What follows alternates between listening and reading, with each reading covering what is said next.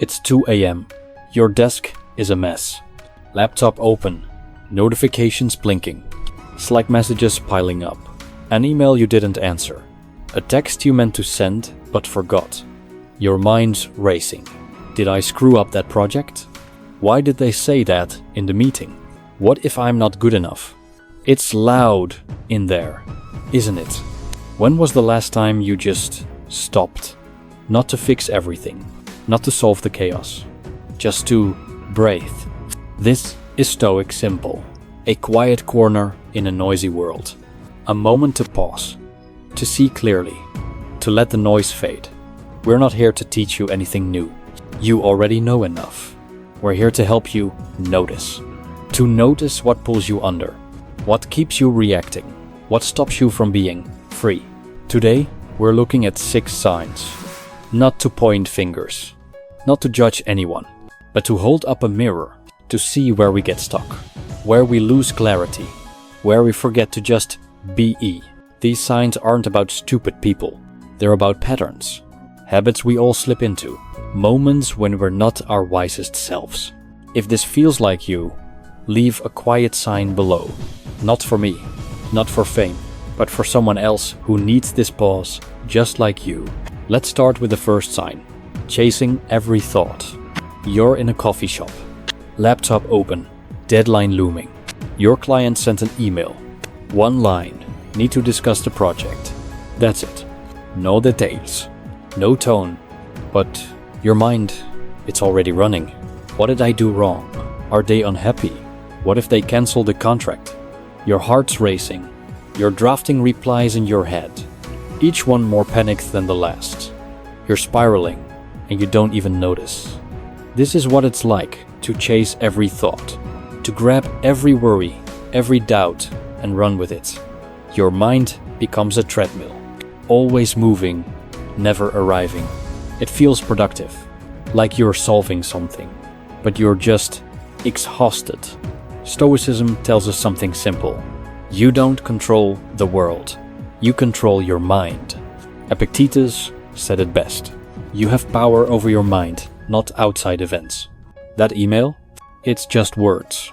The meaning you give it, that's where the chaos starts. Wisdom isn't about stopping thoughts. It's about choosing which ones to follow, which ones to let go. Think about it. How many times today did your mind race? A comment on your post, a look from a coworker, a bill you forgot to pay. Each one pulls you in. Each one feels like a crisis. But what if you didn't chase them? What if you just watched? Like clouds passing in the sky. They come, they go. You don't need to grab everyone. Next time your mind starts running, pause. Take a breath. Ask yourself, is this thought worth my peace? Does it need my attention right now? Most of the time it doesn't. You're not ignoring the problem. You're choosing clarity. You're choosing to stay still while the world spins. This isn't about being perfect. It's about noticing. Noticing when you're chasing, when you're spiraling, when you're losing yourself in the noise. That's where wisdom begins. In that quiet moment when you choose to stop. Now, the second sign. Pointing fingers outward. You're scrolling through your feed. Your latest post, it's tanking. Barely any views. No likes. No comments. You feel it in your chest. That tight, angry knot. This stupid algorithm, why does it bury my work? Why do they keep changing the rules? It's not fair. It's not your fault. It's them. Blaming feels good. It's a release. A way to dodge the sting of failure. The world's against you. Your boss. Your clients. The traffic that made you late. The internet that didn't share your post. It's always something, isn't it? Something out there. Something you can't control. But here's the truth. Blaming doesn't fix anything. It doesn't solve the problem. It doesn't make you better. It just keeps you stuck. You're handing over your power to the algorithm, to the traffic, to everyone but you. Seneca had a saying, there is only one way to happiness, to cease worrying about things beyond our power. The algorithm, beyond your power. the traffic, beyond your power. But your reaction, your focus, your effort, that's yours. That's where your strength lies. Think about that post. What if you didn't blame the algorithm? What if you looked at your work instead? Was it clear? Was it honest? Could it be better?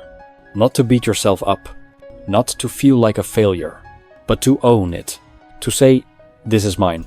I can learn. I can grow. Next time you feel that knot in your chest, pause. Where is it coming from? Is it really the world's fault? Or is it something closer?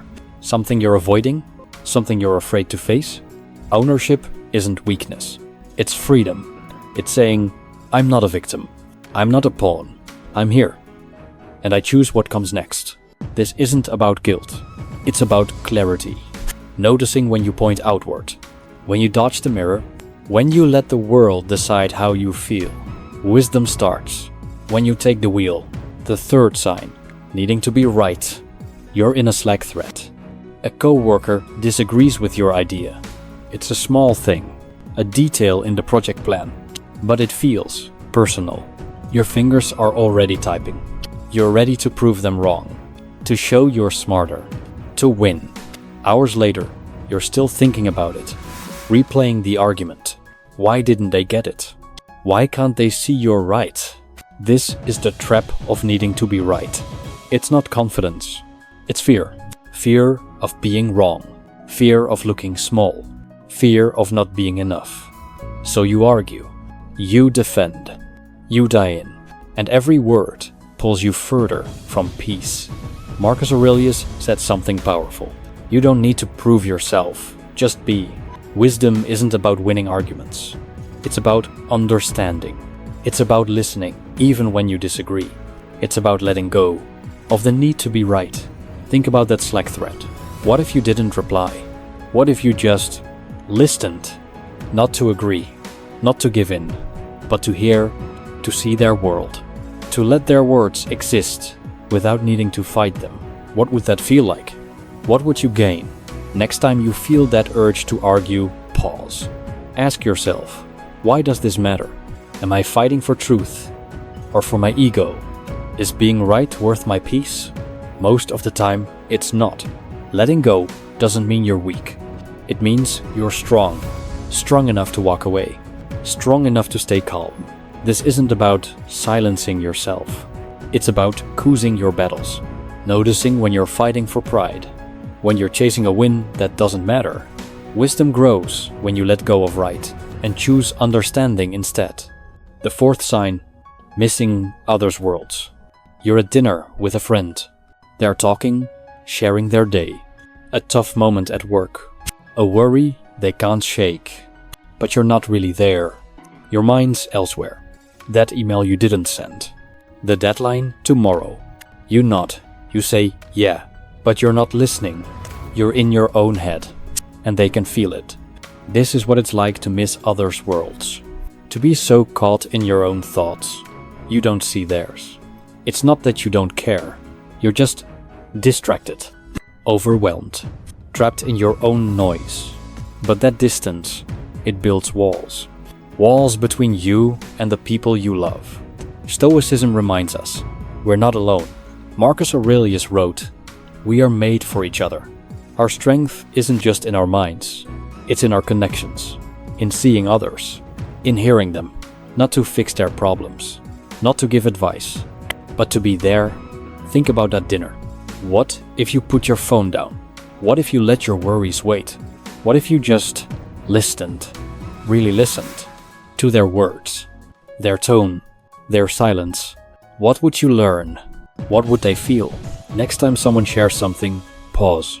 Notice where your mind is. Are you with them or somewhere else? Try this, just for a moment. Look at their eyes. Hear their voice. Let their world exist without your noise. It's not about being perfect. It's about being present. This isn't about guilt. It's about connection. Noticing when you're drifting. When you're missing the people right in front of you. Wisdom grows when you see their worlds and let them see yours. The fifth sign. Clinging to the known. You're at your job. Same desk, same routine. It's not great. The work feels empty. The hours drag. You dream of something else. Freelancing, creating, building your own path. But every time you think about it, you freeze. What if it fails? What if you lose everything? So you stay. Safe, but stuck. This is the trap of clinging to the known, holding on to what's familiar, even when it's draining you. It's not laziness. It's fear. Fear of the unknown. Fear of change. Fear of stepping into something new. So you stay put, and the days blur together. Heraclitus said it centuries ago. The only constant is change. Life doesn't stand still. Jobs shift. Relationships evolve. You evolve. Fighting change is fighting life itself. Marcus Aurelius put it another way. The obstacle is the way. Change isn't the enemy. Your resistance is. Think about that job. What if you took one step? Not quitting tomorrow. Not betting it all. Just one step. A conversation. A side project. A moment to explore. What could you find? What could you become? Next time you feel that fear of change, pause. Ask yourself, what am I holding on to? Is it serving me or trapping me? What's on the other side of this fear? You don't need to leap. Just step. One quiet step towards something new. This isn't about chasing dreams. It's about noticing. Noticing when you're clinging. When you're choosing safety over growth. Wisdom grows when you let go of the known and trust the unknown. The sixth sign, speaking over silence. You're at a coffee shop, catching up with a friend. They start to share something. A thought, a worry, a hope. But you're already talking. Your ideas, your stories, your opinions. You don't mean to cut them off. You're just excited, or nervous, or afraid of the quiet. But they stop talking, and you don't even notice. This is what it's like to speak over silence, to fill every moment with words, to drown out the world with your own voice. It's not that you don't care. You're just loud, in your head, in your words. And that noise, it blocks connection. Epictetus had a simple rule. We have 2 ears and 1 mouth. Listen twice as much as you speak. Wisdom isn't in your words. It's in your silence. In the space you give others. In the things you hear when you stop talking. Think about that coffee shop. What if you let the silence sit? What if you waited? Before responding, what would you hear? What would they share? What would you learn about them, about you? Next time you're in a conversation, pause. Notice your urge to speak, to fill the quiet, to be heard. Try this just for a moment. Let the silence breathe. Let their words land. Let the moment be without your voice. It's not about being quiet forever. It's about listening. This isn't about shame. It's about presence. Noticing when you're drowning out the world. When you're missing the beauty of silence. Wisdom grows when you speak less and hear more. You've made it this far. You're still here, listening. That means something. You're not chasing noise. You're seeking stillness. These 6 signs, they're not about stupid people. They're about us. All of us. The moments we lose ourselves. In thoughts, in blame, in pride. In distraction, in fear, in words. Stoic Simple isn't about fixing you. You're not broken. It's about noticing. Seeing where you're stuck. Where you're reacting. Where you're not. You don't need to change everything today. You don't need to solve the world.